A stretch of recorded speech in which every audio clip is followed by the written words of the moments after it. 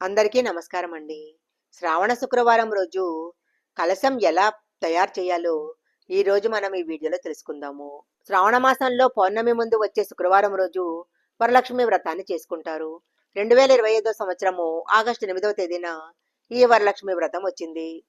శ్రవణ నక్షత్రంతో పౌర్ణమి చంద్రుడితో కూడిన మాసం కాబట్టి దీనిని శ్రావణ మాసం అంటారు. శ్రీ మహావిష్ణువు యొక్క జన్మ నక్షత్రం కూడా శ్రవణమే. అందువలన దీన్ని శ్రీ లక్ష్మీనారాయణ మాసంగా భావిస్తారు. శ్రావణ మాసంలో సోమవారాలు, మంగళవారాలు, శుక్రవారాలు పూజలు, నోములు, వ్రతాలతో నెల రోజులు పండగ వాతావరణం నెలకొల్పబడి ఉంటుంది. శ్రావణ మాసంలో పౌర్ణమి ముందు వచ్చే శుక్రవారాన్ని వరలక్ష్మి వ్రతం చేసుకుంటారు. ఆ సమయంలో వరలక్ష్మీ దేవిని కలశ రూపంలో ప్రతిష్ఠిస్తారు. ప్రత్యేకమైన పూజలు చేసుకుంటారు. ఇంట్లో పూజ పూర్తయిన తర్వాత ముత్తైదువులను ఆహ్వానించి వారికి తాంబూలం ఇవ్వటం జరుగుతుంది.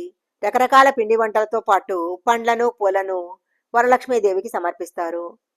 శ్రావణ శుక్రవారం రోజు మహాలక్ష్మీదేవిని పూజించటం జరుగుతుంది.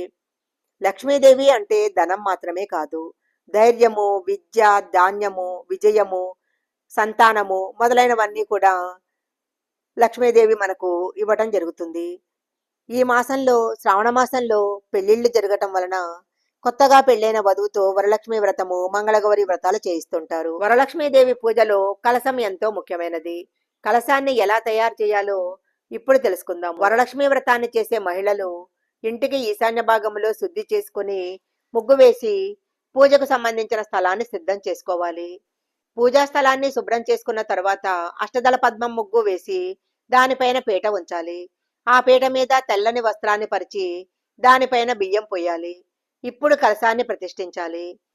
రాగి చెంబు కానీ వెండి చెంబు కానీ తీసుకొని దాన్ని పసుపు కుంకుమతో అలంకరించాలి. కలశంలో నీటిని పోసి దానిపైన మామిడాకులను ఉంచాలి. కలశం పైన కొబ్బరికాయను నిలపాలి. కొబ్బరికాయకు పసుపు లేదా బియ్యపిండి, మైదాపిండితో అమ్మవారి ముఖాన్ని తయారు చేసుకోవాలి.